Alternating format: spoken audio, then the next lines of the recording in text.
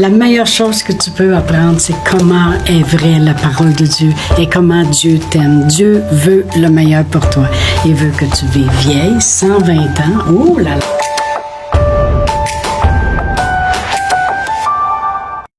Bonjour, bienvenue à Inspiration. Eh bien, nous allons avoir encore un beau sujet cette semaine.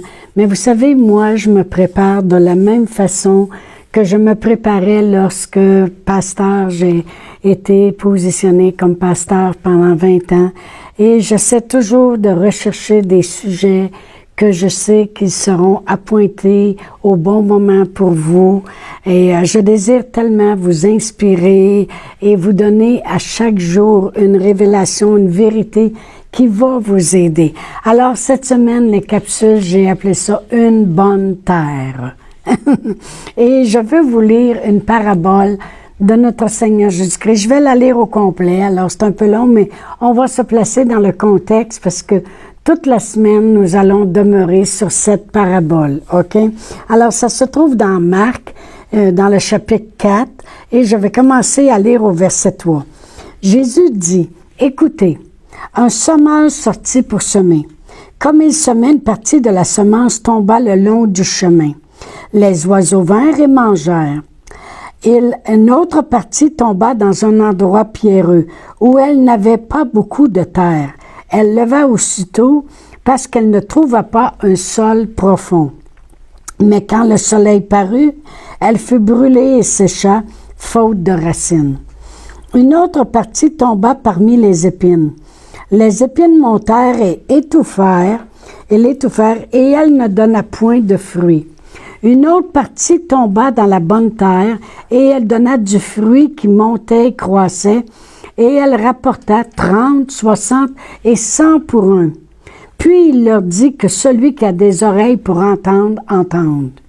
Lorsqu'il fut à l'écart, ceux qui l'entouraient avec les 12 l'interrogèrent sur cette parabole. Il leur dit, « C'est à vous qu'a été donné le mystère du royaume de Dieu, mais pour eux qui sont dehors, tout se passe en parabole, afin qu'en voyant, ils ne voient point et n'aperçoivent point, et qu'en entendant, ils n'entendent et ne comprennent point, de peur qu'ils ne se convertissent et que les péchés ne leur soient pardonnés. » Il leur dit encore, « Vous ne comprenez pas cette parabole, comment donc comprendrez-vous toutes les paraboles? » Alors il leur a expliqué cette parabole. Il dit, « Le semeur sème la parole.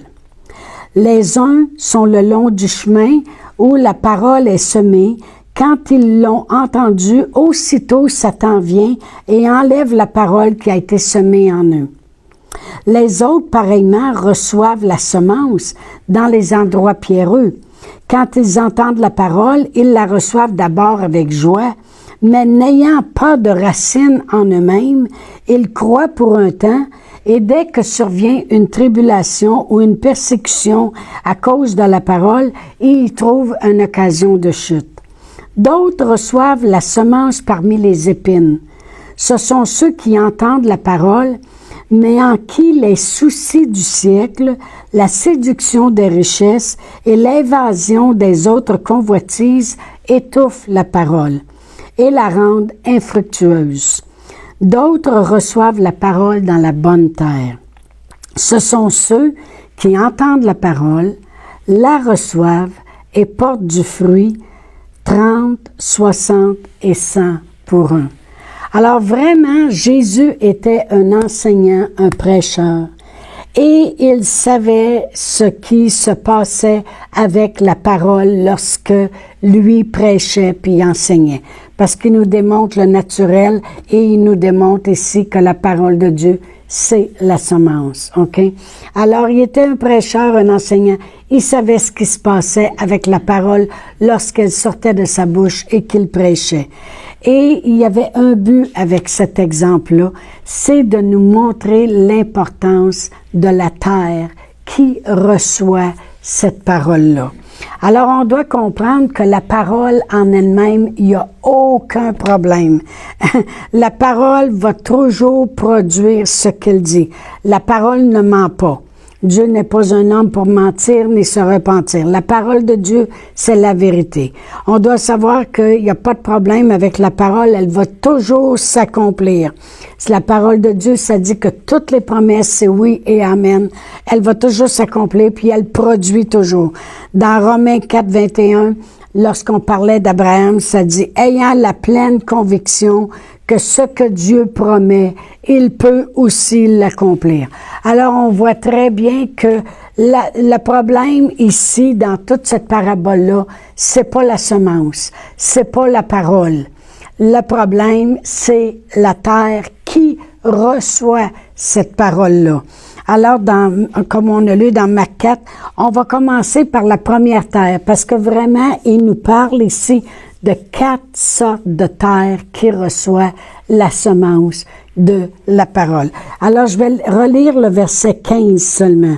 Ça dit, « Le semeur sème la parole. Les uns sont le long du chemin où la parole est semée. Quand ils l'ont entendu, aussitôt Satan vient et enlève la parole qui a été semée en eux. » Alors, il y a une première terre qui s'appelle le long du chemin. Ça, c'est une terre. Ça veut dire que la parole de Dieu, elle est semée et ce sont ceux qui sont le long du chemin. La parole de Dieu dit, ce sont ceux qui sont le long du chemin où la parole est semée. Puis quand ils l'entendent, ça dit, Satan vient immédiatement voler la parole. J'ai marqué, pourquoi pensez-vous que Satan va venir immédiatement voler la parole de ceux qui sont le long du chemin? Pourquoi? Pourquoi qu'il se dépêche tant que ça? Parce qu'il sait qu'elle va produire. Parce que je viens de dire, la parole de Dieu va toujours produire ce qu'elle dit. Toujours. La parole de Dieu, c'est une semence incorruptible. Dans 1 Pierre 1, 23, ça dit, « Puisque vous avez été régénérés, non par une semence corruptible, mais par une semence incorruptible, par la parole vivante et permanente de Dieu. » C'est une semence incorruptible. Alors, le diable, il sait qu'elle va produire. Fait que tout de suite, il vient puis il l'enlève parce qu'il ne veut pas voir le produit de cette parole-là que les gens qui étaient sur le long du chemin viennent d'entendre. Alors, si ça serait pas une parole, une semence qui reproduit, il n'y aurait pas besoin de la voler aussi vite que ça. Il se foutrait des gens qui viennent de l'entendre. Mais parce que la parole de Dieu va toujours faire ce qu'elle dit. Dans Ésaïe 55, vous vous souvenez, j'ai déjà parlé de ça. « Ainsi en est-il de la parole qui sort de ma bouche. Elle retournera pas jamais à moi sans avoir effectué mes desseins et accompli ma volonté. » Alors, la parole de Dieu va toujours produire. Alors, c'est pour ça que il vient immédiatement pour la voler parce qu'il veut pas qu'elle produise. OK? Alors, il y a une autre chose qu'on peut voir aussi, c'est que le diable, il est très intéressé à la terre qui reçoit la parole. Il est très intéressé à la terre. Parce qu'il veut l'empêcher de produire. Fait qu'il va s'arranger pour que tu restes toujours le long du chemin.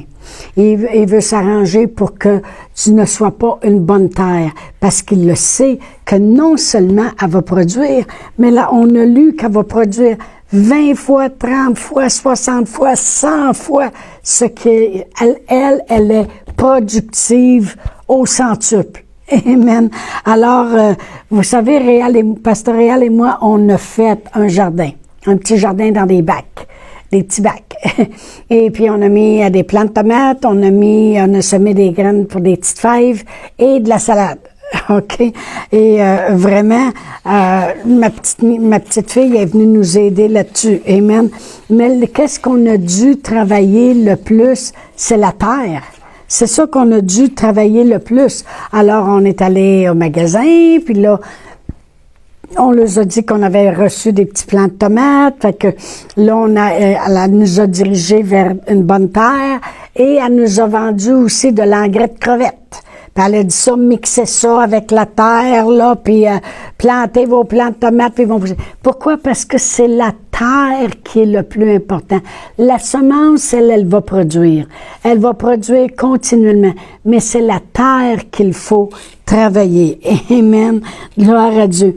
Et il y en a qui vont penser des fois, c'est tout aussi bien dire d'abord que ça vaut pas la peine d'évangéliser le monde qui sont le long du chemin. Non, non, non, c'est le contraire. La foi vient d'entendre et entendre et entendre et entendre. Alors, il faut semer. À un moment donné, ils resteront pas toujours le long du chemin. Alors, il faut continuer. Mais revenir à la bonne terre. Alors, Pasteur Réal et moi, on a travaillé la terre beaucoup pour mettre la semence. Puis là, Elissa, ma petite fille, est revenue à la maison. Puis là, on lui a montré, on a fait des petits espaces, puis elle mettait les graines parce qu'on voulait qu'elle voie de la bonne terre. Puis on lui a expliqué et qu'on voulait qu'on voit comment ça pousse là, quand elle revient, comme elle est revenue en fin de semaine, j'ai dit, viens voir, je vais te montrer quelque chose. Puis là, il y avait des tout petites tomates vertes qui commençaient à sortir. J'ai dit, regarde, bientôt, là, la tomate, elle va grossir, puis elle va changer de couleur, elle va devenir rouge, ça va être une belle tomate. On lui montre les choses. Pourquoi?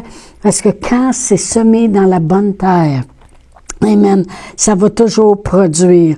Alors, je vais relire le verset 15. Ça dit, les uns sont le long du chemin où la parole est semée. Il y a toujours du monde, en quelque part, qui vont entendre la parole. Quand ils l'entendent, aussitôt, Satan vient et enlève la parole qui a été semée en eux. Je veux que l'on voit ceux qui sont le long du chemin, c'est ceux qui entendent quasiment la parole par accident, comme on pourrait dire. Amen. Et un témoigne ici. Moi, je me souviens de mon frère, lorsqu'il est venu au Seigneur Jésus, puis il était dans la trentaine, et puis c'est un homme qui avait vraiment vécu une vie de débauche. À l'âge de 19-20 ans, mon père l'avait mis dehors. Le curé avait dit à mon père, ça c'est une pomme pourrie, tu éloignes ça loin de la maison si tu veux pas que toutes les autres pommes pourrissent. Alors mon père lui avait dit, va-t'en loin, aussi loin possible d'ici. Fait qu'il a monté à Vancouver et il a vraiment vécu comme un homme perdu. Et un jour, quelqu'un lui a parlé du Seigneur Jésus, puis quelqu'un est venu au secours de sa faiblesse et tout ça. Là, il était rendu dans la trentaine et il avait dit au Seigneur, il dit, Seigneur, pourquoi tu m'as pas parlé de ça avant? Pourquoi t'as attendu jusqu'à maintenant pour me parler, pour envoyer quelqu'un me parler? Puis il dit, c'est pareil comme, il dit, vous savez, il dit, quand vous regardiez les anciens pianos, puis le monde faisait à semblant de jouer, puis il y avait un rouleau qui roulait en avant d'eux autres, dans le piano, un rouleau qui roulait parce qu'il jouait tout seul. Et il dit, c'est comme si je voyais le rouleau de ma vie, puis je pouvais voir toutes les fois que quelqu'un m'avait dit, toi là, tu as besoin du Seigneur Jésus dans ta vie. Oh, tu sais, Jésus t'aime. Il pouvait voir une fois qu'il avait pris un taxi, puis il était bien chaud, puis il se rappelait. Il pouvait voir le chauffeur de taxi qui se revirait, puis il disait, toi là, si tu mettrais le Seigneur Jésus dans ta vie, tu changerais. Il pouvait voir, il dit, vous avez aucune idée, toutes les fois que le Seigneur lui avait parlé au travers de quelqu'un pour lui dire, approche-toi de moi. Qu'est-ce que ça veut dire? Ça veut dire qu'il était le long du chemin. Mais Satan, il venait pour voler. Mais savez-vous quoi? Une chance que le monde a continué. Parce qu'un jour, il s'est rapproché puis a arrêté d'être le long du chemin. Amen. Gloire à Dieu. Alors, c'est le contraire. On vient de voir qu'il y a une sorte de terre que c'est la terre le long du chemin. Et celle-là, c'est une terre qu'il faut continuellement, ne pas arrêter, mais continuellement d'en parler. Mais on a vu que Satan vient immédiatement. Pourquoi? Parce qu'il sait que la semence risque de produire. Elle va produire. Je peux pas la laisser là. Je peux pas laisser ça là, qu'est-ce qu'il vient d'entendre. Elle va produire dans sa vie. Il ne veut pas que la semence de la parole de Dieu produisent dans nos vies. Alors, on va continuer demain à parler de la bonne terre et on va regarder une autre sorte de terre et je vous dis à demain. Ce sont des enseignements vraiment, vraiment très importants. Alors, à demain. Chantal Paulus est avec vous tous les jours du lundi au vendredi sur Facebook et YouTube. Vous pouvez écrire à Chantal en privé sur Messenger. Si vous avez manqué une capsule, retrouvez-la sur la section vidéo de Facebook ou sur YouTube si vous désirez faire un don par Interac.